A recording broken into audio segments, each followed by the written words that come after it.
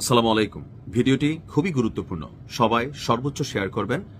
রাষ্ট্রের নিরাপত্তার স্বার্থে, বাংলাদেশের সার্বভৌমত্বের স্বার্থে প্রত্যেক ব্যক্তি সচেতন থাকবেন, কোন রকম ফাঁদে পা দিবেন না। কারণ একটা রাষ্ট্রকে অস্থিতিশীল করতে হলে বিদেশি শক্তিরা সেই দেশের নাগরিকদেরকে ব্যবহার করে, আর এর চাক্ষুষ সাম্প্রতিক প্রমাণ হচ্ছে ইরান। আপনারা দেখেছেন কিভাবে পশ্চিমারা তাদের এজেন্ট দিয়ে সেখানে একটা বিক্ষোভ ঘটিয়ে আপনার পুরো রাষ্ট্রের সিস্টেমকে হ্যাং করতে চাইছে। প্রশ্ন হচ্ছে, ভারত কি বাংলাদেশকে আক্রমণ করতে যাচ্ছে, অথবা ভারত কি কোনো বড় ধরনের নাশকতার পরিকল্পনা করছে, অথবা সিস্টেমের মধ্যে কোনো ঝামেলা তৈরি করতে যাচ্ছে? সাম্প্রতিক কিছু পরিস্থিতির কথা আপনাদের তুলে ধরি। গেল কয়েকদিন আগে একটা নিউজ দিয়েছিলাম, বাংলাদেশের বিভিন্ন সীমান্তে সেই দ্বিতীয় বিশ্বযুদ্ধের সময় বন্ধ হয়ে যাওয়া বিমান ঘাঁটিগুলোকে সচল করছে ভারত। হঠাৎ কেন? তারা একটা ব্যাখ্যা দিচ্ছে যে বাংলাদেশ সরকার লালমনিরহাটে একটা বিমান ঘাঁটিকে চালু করছে। এইটাকে তারা ফোকাসে নিয়ে তারা বেশ কয়েকটা বিমান ঘাঁটি, 3টা সম্ভবত চালু করছে, এমনকি এগুলো সামরিক বিমান ঘাঁটি। নাম্বার 2, পশ্চিমবঙ্গের হালদা, যেখানে বাংলাদেশের খুব কাছাকাছি সীমান্ত, সেখানে একটা বিশাল নৌঘাঁটি তৈরি করছে পারমাণবিক সাবমেরিন সহ।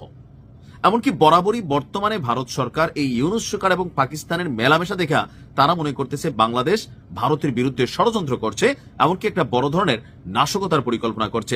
এই যখন পরিস্থিতি, এর মাঝখানে আমাদের টেনশনটা হচ্ছে নিরাপত্তা পরিস্থিতির কথা বিবেচনা করে একটা ঘটনা ঘটতেছে যে বাংলাদেশে যে সকল ভারতীয় কর্মকর্তা আছেন, কূটনীতিক আছেন, তাদের এবং তাদের পরিবারের যারা সদস্য, তাদেরকে আপাতত ভারতে ফিরিয়ে নেওয়ার সিদ্ধান্ত নিয়েছে ভারত। তো দেশে কি এমন পরিস্থিতি হয়ে গেল? এখন তো কোনো মবের ইস্যু নাই, অথবা এ পর্যন্ত বাংলাদেশে অনেক মব হয়েছে, কিন্তু ভারতীয় দূতাবাস অথবা বাংলাদেশে কর্মরত কোনো ভারতীয় নাগরিক বাংলাদেশের জনগণের হেনস্থার শিকার হয়নি। যদি হয়তো এটা 5ই আগস্টের পর, আমার কাছে এটা পজিটিভ মনে হইতো যে হ্যাঁ, হুট করে একটা ঘটনা ঘটতে পারে। বাট সরকার তো এখন এক ধরনের একটা ব্যালেন্সে আছে, বা ভারতের কোনো নাগরিকের সাথে এই পর্যন্ত হয়েছে, আওয়ামী লীগ সহ বিভিন্ন ইস্যুতে হয়েছে, কিন্তু ভারতের বা কোনো দেশের কোনো নাগরিককে হেনস্থা বা তাদের দূতাবাসগুলোতে হামলা টামলার মতন ঘটনা ঘটে নাই। আর দূতাবাস ঘেরাওয়ের কথা যদি আমরা ধরি, ভারতীয় তো আমাদের বাংলাদেশের দূতাবাসকে তারা ঘেরাও করছে, সো এটা চলে। কিন্তু কেন হঠাৎ করে এই সিদ্ধান্ত নিচ্ছে? পেছনে অবশ্যই কোনো কাহিনী আছে, বাট তারা একটা উসিলা দেখাচ্ছে, এটা আমি হালকাভাবে নিতে চাই না। গত 20 জানুয়ারি এ বিষয়ে ভারত সিদ্ধান্ত নিয়েছে, তবে তারা বলছে যে জাতীয় সংসদ নির্বাচনকে কেন্দ্র করে নিরাপত্তা ইস্যুতে।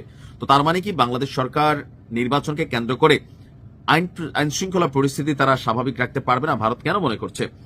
বার্তা সংস্থা পিটিআই এর বরাতে সরকারি সূত্রগুলো বলছে, ভারতের দৃষ্টিতে এটা একটা সতর্কতামূলক ব্যবস্থা।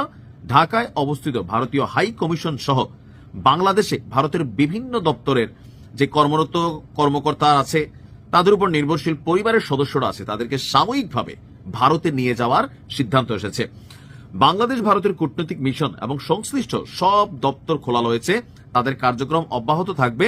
এই সিদ্ধান্তে নাকি কূটনৈতিক কার্যক্রম অথবা সেবায় কোনো প্রভাব পড়বে না। আমার কাছে মনে হচ্ছে আমি 50-50 আছি, ঘটনা ঘটতেও পারে, নাও ঘটতে পারে। তবে বাংলাদেশের প্রিপারেশন থাকা উচিত, আমাদের গোয়েন্দা সংস্থাগুলোর প্রিপারেশন থাকা উচিত। আমি কোনোভাবেই বাংলাদেশে কর্মরত ভারতের, পাকিস্তানের, যে কোনো দেশের, কারণ আমরা নিজেরাই তো প্রবাসী, এখানে কর্মরত তারা পেশার কারণে আছে, রিজিকের কারণে আছে, কর্মরত আছে। ভারতের সাথে আমাদের 1000 বার ঝামেলা হইতে পারে, কিন্তু বাংলাদেশে অবস্থিত যে কোনো ভারতীয় একজন সিঙ্গেল নাগরিকের নিরাপত্তার দায়িত্ব এই রাষ্ট্রের, আমাদের। তদ্রূপ আমরা যারা বিদেশে আছি, আমরা এই রাষ্ট্রটার উপর নির্ভর করে এখানে বিদেশে অধিকার পাচ্ছি। সো কোনো প্রবাসী কোনো দেশে লাঞ্ছিত হোক, এটা একজন বাংলাদেশের নাগরিক হিসাবে আমি চাই না। তবে সরকারের সচেতন থাকা উচিত, যে কোনো একটা বড় ঘটনা ঘটতেও পারে। আল্লাহ প্রিয় মাতৃভূমিকে হেফাজত করুক। আসসালামু আলাইকুম।